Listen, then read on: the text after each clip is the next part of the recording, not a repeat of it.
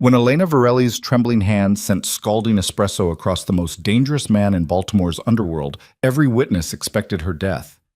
Instead, Dominic Raines saw something in her bruised wrists and terrified eyes that changed everything, the same trapped desperation he'd once known. What should have been her final mistake became her first step toward freedom. But escaping her husband's perfect facade would require more than courage. It would demand she become dangerous herself. Stay until the end to see how one spilled drink dismantled an empire.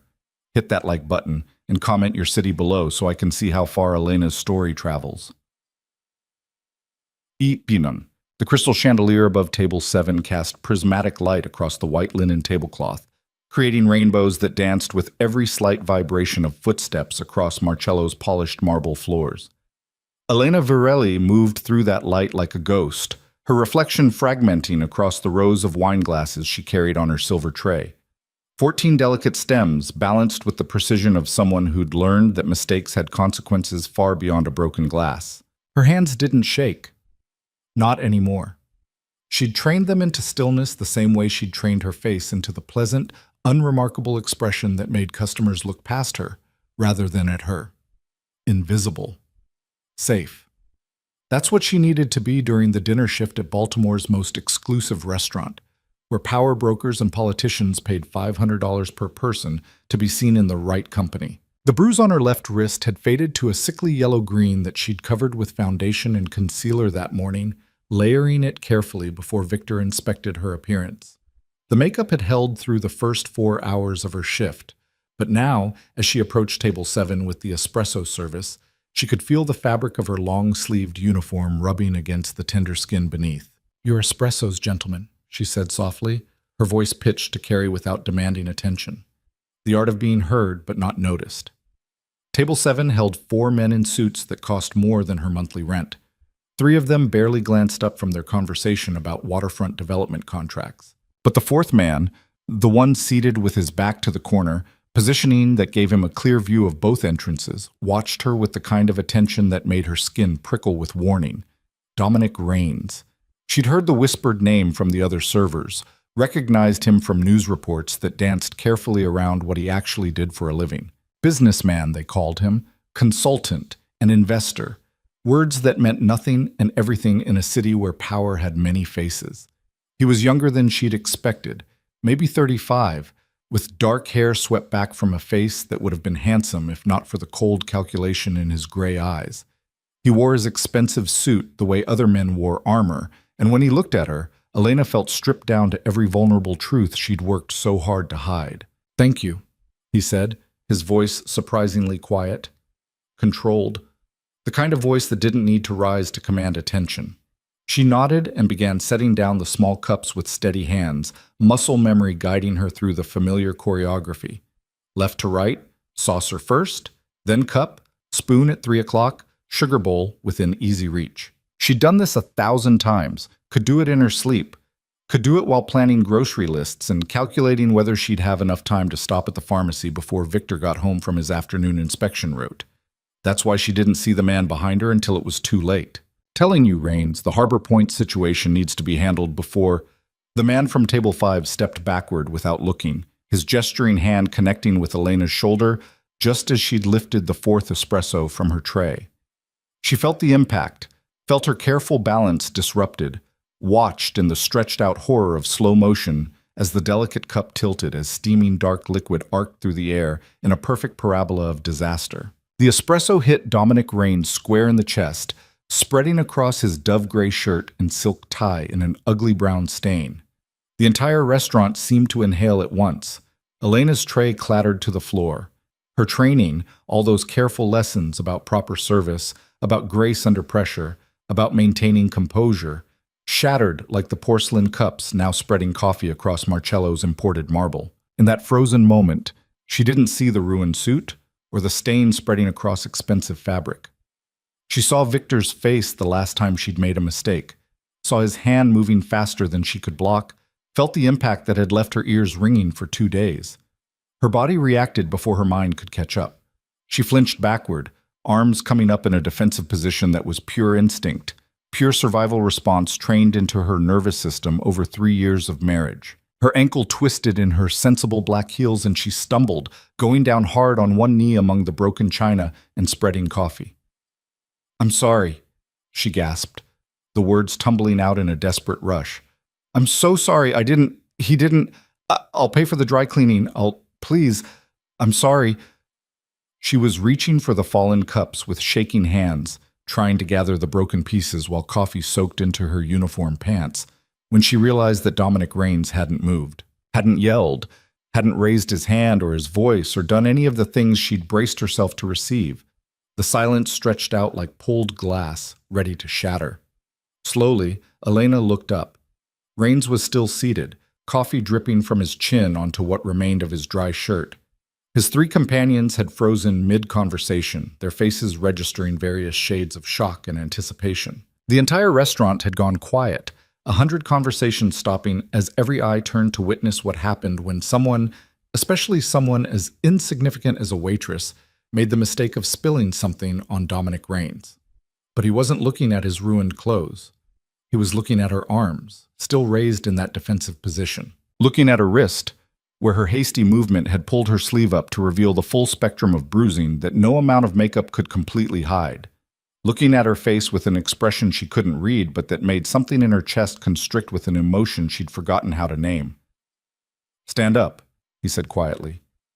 It wasn't a command, not quite, but Elena's legs obeyed anyway, muscle memory responding to male authority the way Victor had trained her to respond. She stood on shaking legs, hyper-aware of the coffee staining her uniform, of the broken china at her feet, of every single person watching this moment unfold. Raines stood as well, moving with deliberate slowness. He was taller than she'd realized, broad-shouldered beneath the ruined suit.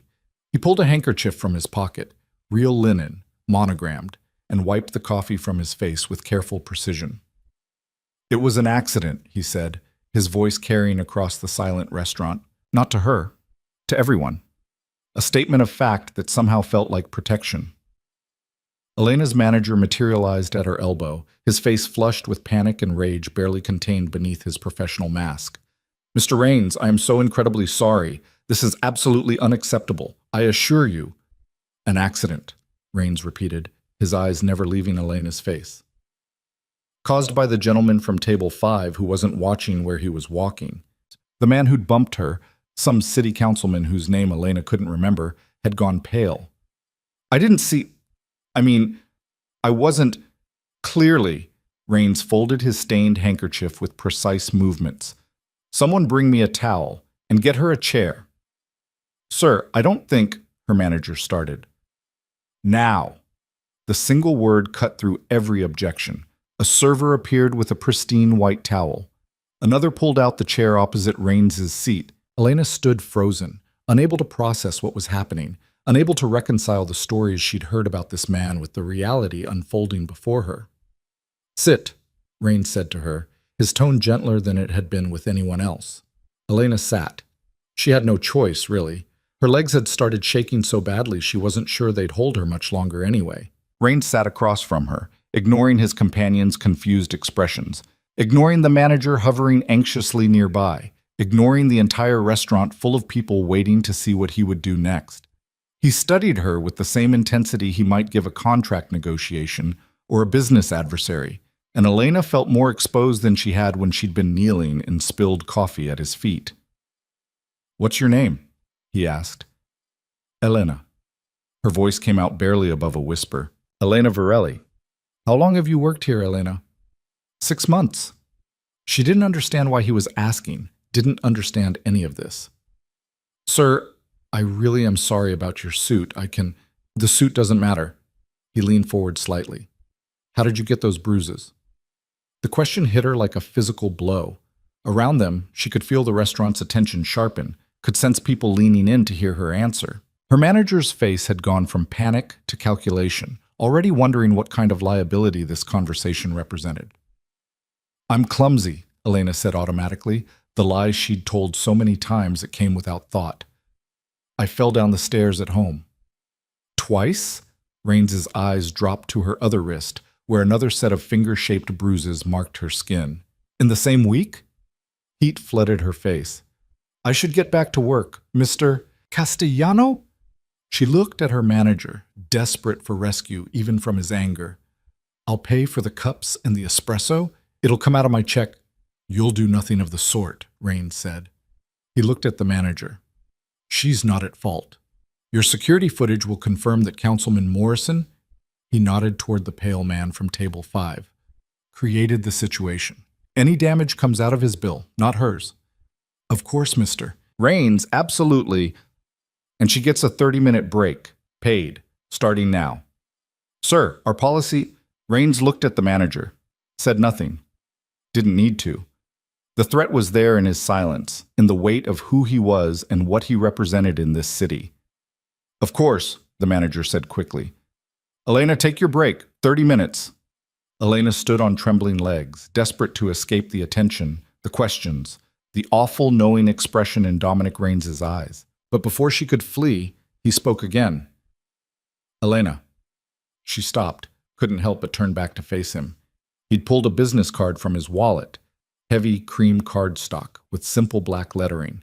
He set it on the table between them like a chess piece being moved into position. You're going to tell me I'm overstepping, he said quietly, his voice pitched for her ears only. You're going to say I don't know your situation, that I'm making assumptions, that you're fine, and maybe you will be. But on the chance you're not, on the chance you ever need help that you can't find anywhere else, that number will reach me, any time, day or night. Elena stared at the card, her heart pounding so hard she could feel it in her throat. Why? Because I recognize the signs. Because I know what it looks like when someone's built a cage around you and convinced the world it's a house. He paused. Because nobody offered me that card when I needed it, and I've regretted it every day since. She should leave it there. Should walk away. Pretend this conversation never happened. Maintain the careful fiction that kept her world from imploding. But her hand moved of its own accord, reaching out to take the card, feeling the weight of it like a promise or a threat she couldn't quite define. Thank you, she whispered. Don't thank me yet, Rain said. Just remember, the door's open. All you have to do is walk through it. Elena fled to the break room, the card burning like a brand in her pocket. The remainder of her shift passed in a blur of automatic movements and forced smiles. Elena delivered plates and cleared tables and refilled water glasses while her mind spun in tight circles, unable to settle, unable to process what had happened. The other servers gave her strange looks, whispering behind their hands. Her manager watched her with calculation in his eyes, probably already planning how to contain whatever damage had been done by her very public interaction with Dominic Raines. None of it mattered as much as the clock on the wall, counting down the minutes until 10:30, when her shift ended and she had to go home. Home. The word had lost all its warmth 3 years ago, when she'd married Victor Hale and moved into his pristine townhouse in Bolton Hill. Back then, she'd thought herself lucky. Victor was handsome, successful, attentive in ways that had made her head spin after years of being overlooked. He was a city building inspector with a spotless reputation, the kind of man who showed up to community board meetings and volunteered for neighborhood cleanup days. The kind of man mothers pointed to as an example of what their daughters should seek. The kind of man who knew exactly how to hurt her without leaving marks that showed. Elena changed in the employee bathroom, carefully buttoning her coat to cover the coffee-stained uniform she'd worked the rest of her shift in. Her manager had been too rattled by Raines's intervention to make her change, and she'd been grateful for the small mercy.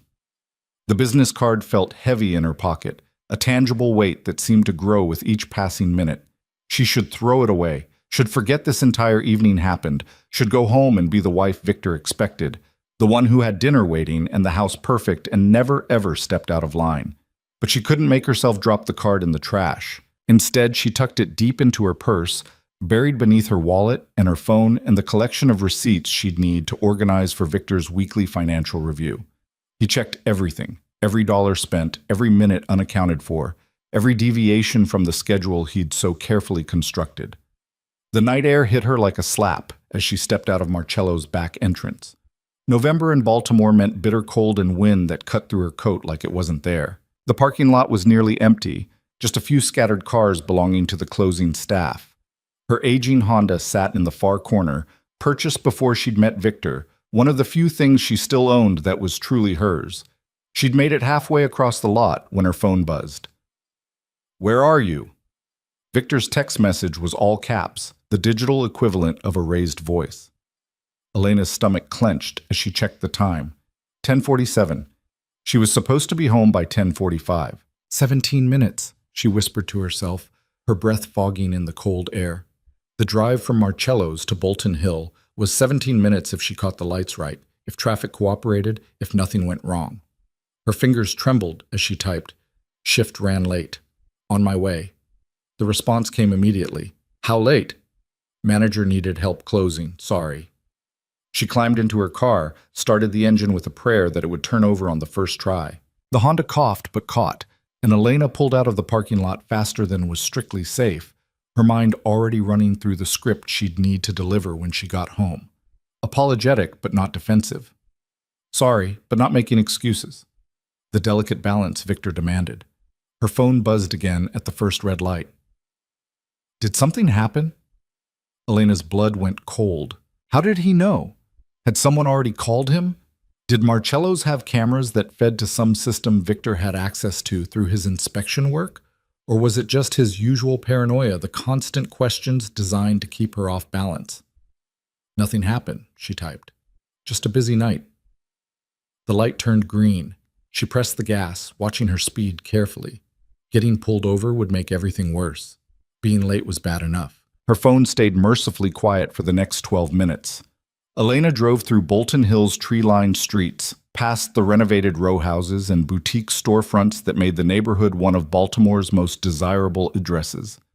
Victor's townhouse stood on a corner lot, its brick facade perfectly maintained, its window boxes planted with seasonal flowers that he changed 4 times a year.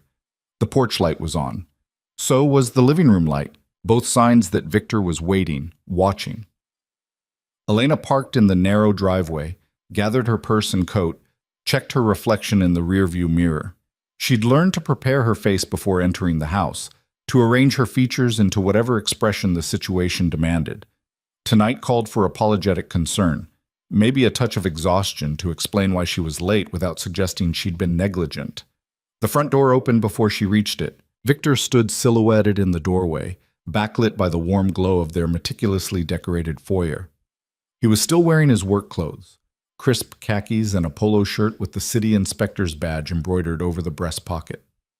At 38, he maintained the kind of fitness that came from rigid discipline, morning runs that never varied by more than 30 seconds, meals measured to the gram. His sandy blonde hair was starting to gray at the temples in a way that made him look distinguished rather than old. "You're 23 minutes late," he said. Not hello, not how was your shift. Just the accusation, delivered in that calm, measured tone that was somehow worse than shouting. "I'm sorry," Elena said, climbing the steps with her keys already tucked away, her purse held in front of her like a shield. "Mr. Castellano needed help with the closing inventory, and I couldn't say no." Couldn't or didn't want to? Couldn't. He's my manager, Victor. When he asks me to stay, I have to stay. She'd reached the top step now, close enough to see the muscle twitching in his jaw, the sign of anger barely restrained.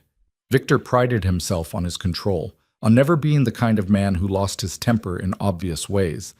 But Elena had learned to read the subtle signs, the small tells that meant she needed to be very, very careful. "Come inside," he said, stepping back to let her enter.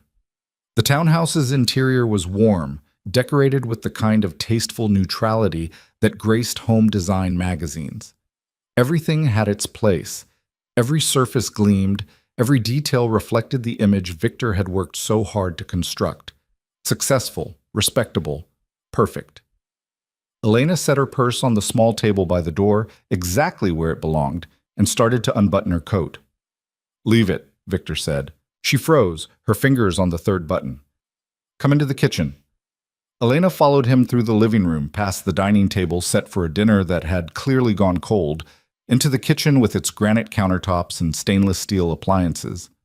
The overhead lights were too bright, making her blink after the relative dimness of the rest of the house. Victor leaned against the counter, arms crossed.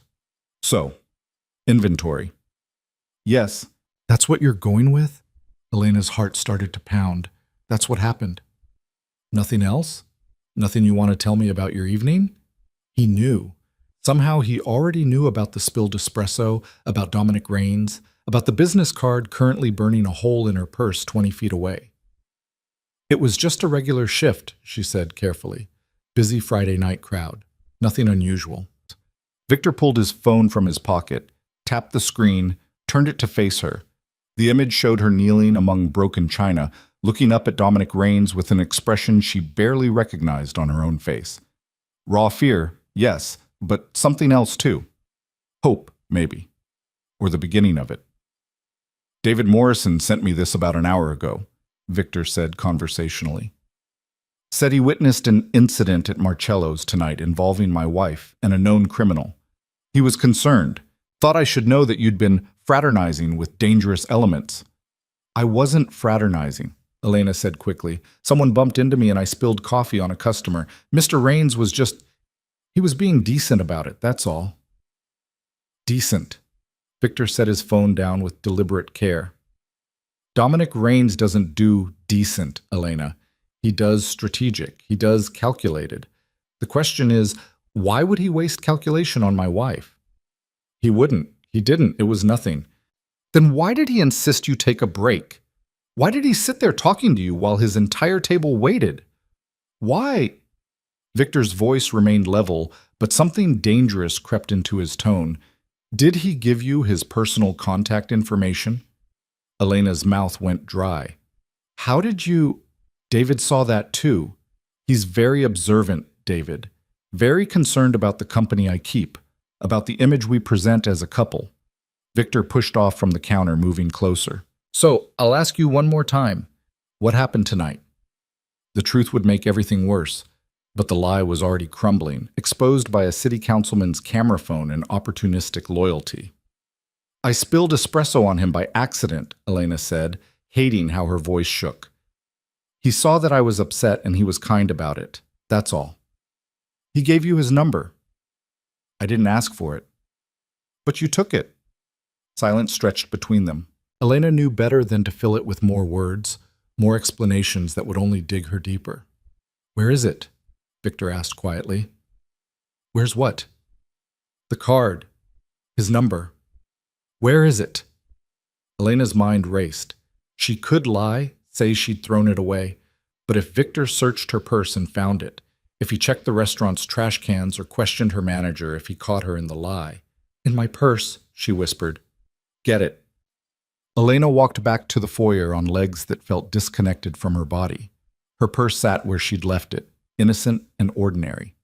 She opened it with shaking hands, dug through the contents until her fingers found the cream cardstock of Raines's business card. For a moment, one brief, crystalline moment, she considered keeping it, hiding it, claiming she must have lost it somewhere. Then she remembered the last time she'd lied to Victor about something he already knew the truth about, remembered the bruises that had taken 3 weeks to fully fade. She carried the card back to the kitchen and held it out. Victor took it, examined it with the same meticulous attention he gave building code violations. Interesting. A direct line, not a business number. He really wanted you to be able to reach him. I don't want anything from him. I just want... What? What do you want, Elena? The question was a trap. Every answer she could give would be the wrong one. I want to go to bed, she said finally. I want to forget tonight ever happened.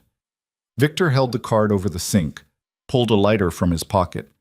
The expensive one his brother had given him for his birthday, and flicked it to life. The small flame caught the edge of the cardstock, and Elena watched the numbers curl and blacken, watched her one chance at something she couldn't even name turn to ash and smoke. There, Victor said, washing the remains down the drain. Forgotten, as if it never happened. He turned to face her fully. But it did happen, didn't it? You embarrassed me tonight. Made me look like a man who can't control his own wife. Made me look weak in front of people whose respect I need for my career. I didn't mean to, but, I don't care what you meant to do. I care about what you did. He moved closer, backing her against the refrigerator. He didn't raise his hand, didn't touch her at all, but Elena felt trapped anyway. You work at Marcello's because I allow it. You have a car because I allow it. You have any freedom at all because I choose to give it to you. But that choice can be revoked, Elena. Very easily. I understand. Do you? Because I'm starting to wonder if you've forgotten how good you have it here. How much worse things could be. Elena closed her eyes, forcing herself to breathe evenly, to stay calm. This was a test. Victor loved his tests, his ways of measuring her obedience and gratitude. "I haven't forgotten," she said. "I'm sorry I was late. I'm sorry about what happened at Marcello's. It won't happen again." "No," Victor agreed. "It won't, because you're going to call Mr. Castellano tomorrow and quit." The words hit her like a physical blow. "What? No, Victor, please. You clearly can't be trusted to maintain appropriate boundaries with customers. And I clearly can't focus on my work when I'm worried about what situations you're getting yourself into." I need that job," Elena said desperately. The money was nothing. Victor controlled their finances completely, depositing her paychecks into an account she couldn't access. But the job itself, those hours away from this house, from him, from the suffocating weight of being his wife, that was everything. "Please don't make me quit. You should have thought of that before you started taking phone numbers from criminals." Victor stepped back, his expression settling into something almost sympathetic, almost kind. "This is for your own good, Elena. You'll see that eventually. Now go upstairs and shower. You smell like coffee and other people's sweat." Elena fled. She took the stairs 2 at a time, her vision blurring with tears she couldn't let fall, her chest tight with a scream she couldn't release. In the bathroom she shared with Victor, but that bore none of her personality. He'd redone it when they'd married, removing all her products and preferences. She stared at her reflection in the mirror. The woman looking back was a stranger, thin in a way that had nothing to do with health, her dark hair pulled into a neat bun that Victor preferred, her face carefully made up even for a restaurant shift because Victor insisted she always look put together. Her brown eyes held a flatness that frightened her when she let herself really look. When had she become this person? When had Elena Varelli, who'd graduated top of her class in accounting, who'd had job offers from 3 different firms, who'd turned down a promotion to date Victor because he'd convinced her they'd have more time together if she took the waitressing job instead? When had that woman disappeared? The answer was clear and terrible. She disappeared piece by piece, trade by trade, compromise by compromise, until there was nothing left but this hollow echo wearing her face. Elena turned on the shower, letting the water heat while she undressed. The bruises on her wrists looked darker under the bathroom's fluorescent lights. The one on her ribs from last week was fading to yellow. The marks were always carefully placed, always where clothes would cover them. She stepped under the spray, letting water as hot as she could stand it wash away the smell of coffee and kitchen grease and the memory of Dominic Raines looking at her with recognition in his eyes. The kind of recognition that said he knew what was happening to her. The kind that said he'd help if she asked.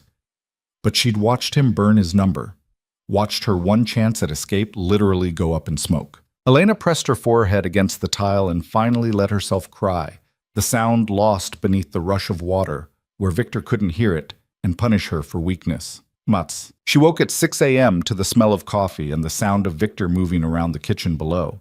Elena lay still for a moment, staring at the ceiling, before forcing herself out of bed. The shower had done nothing to ease the knot of tension in her shoulders. Neither had the night's fitful sleep, interrupted by dreams of drowning and falling and reaching for help that never came. The face that greeted her in the mirror looked worse than it had the night before, eyes shadowed, skin pale, the set of her mouth tight with anxiety that had become her constant companion. She dressed in the clothes Victor preferred for her days off, nice jeans without holes or distressing, a fitted sweater in a neutral color, minimal jewelry. She applied makeup with practiced efficiency, covering the circles under her eyes, adding color to lips that had gone bloodless. Downstairs, Victor had already set out breakfast. Oatmeal with precisely measured portions of fruit and nuts, black coffee for him, green tea for her. He was reading something on his tablet, dressed for a Saturday of inspections, his expression pleasant and relaxed. "Good morning," he said, looking up as she entered. "Sleep well?" As if last night hadn't happened. As if he hadn't threatened to take away the one thing keeping her sane. "Fine," Elena lied, sliding into her chair. "Good. I've been thinking about our conversation." Victor set down his tablet. The job situation. Elena's heart sank. "Victor, let me finish. I was hasty last night. You're right that you need structure to your days, something to keep you busy. So here's what we'll do. You can keep the job, but you're switching to morning shifts only. Nothing past 3 p.m. That way you're home when I get home, and we don't have a repeat of last night's situation. Relief and resentment warred in Elena's chest. Morning shifts meant less money. The lunch crowd tipped nothing compared to dinner service. It meant seeing less of the other servers she'd started to become friendly with. But it was better than losing the job entirely. Thank you, she made herself say. You'll call Castellano after breakfast and request the change. If he can't accommodate it, then we revisit the quitting conversation. Victor returned to his tablet. Also, I've been looking at our finances. Your spending has been erratic lately. Elena's stomach dropped. What do you mean? The pharmacy. You've been there 3 times in the last 2 weeks. I needed... She scrambled for an explanation that wouldn't set him off. Pain reliever. For headaches. 3 times. For headaches? Victor's tone was mild, curious. The most dangerous tone he had. That seems excessive. The truth was that she'd been buying prepaid credit cards with her tips, small denominations that she'd been hiding in various places around the house. Emergency money, escape money, the kind of planning she'd barely admitted to herself she was doing. I kept forgetting which bottle I'd opened, Elena said, so I bought more to make sure I had some. I'm sorry, I should have been more careful. Victor studied her across the table. Well, to help you be more careful, I've set up automatic alerts on your debit card. I'll get a notification whenever you make a purchase. That way I can help you keep track. The walls closed in a little tighter. The cage got a little smaller. That's very thoughtful, Elena heard herself say. I'm just looking out for you. You know that, right? Victor reached across the table, took her hand in his. To anyone watching, it would look affectionate. But his grip was just a fraction too tight, his thumb pressing against the bruise on her wrist. Everything I do is because I love you. I know. Say it back. I love you too. The words tasted like ash, like Dominic Raines's business card burning in the sink, like every other truth she'd traded for peace, for safety, for the illusion that if she just tried hard enough, she could make this marriage into something that didn't slowly kill her. Victor released her hand and stood. I have inspections all morning. I should be home by 2. Make sure you're here. I will be. She watched him gather his things, the inspection tablet, the clipboard, the professional smile he'd wear for property owners and contractors. Watched him transform into the man everyone else saw, the one who'd never raised his voice or his hand, the one who volunteered and voted and kept his lawn perfect. The front door closed behind him. The house fell into silence. Elena sat at the kitchen table, staring at her half-eaten oatmeal, her untouched tea, the morning stretching ahead of her like a prison sentence. She thought about Dominic Raines, about the way he'd looked at her bruises with recognition in his eyes, about the business card she'd never gotten to keep, never gotten to use, about the door he'd said was open, if she could find the courage to walk through it. But the card was ashes now. The number was gone. And even if it wasn't, even if she could somehow find a way to contact him, what would she say? What could Dominic Raines, a criminal, a man whose power came from violence and fear, possibly do to help her escape from a prison with no visible bars? Elena cleared the breakfast dishes with mechanical precision, washed them by hand even though they had a perfectly good dishwasher, dried them and put them away in exactly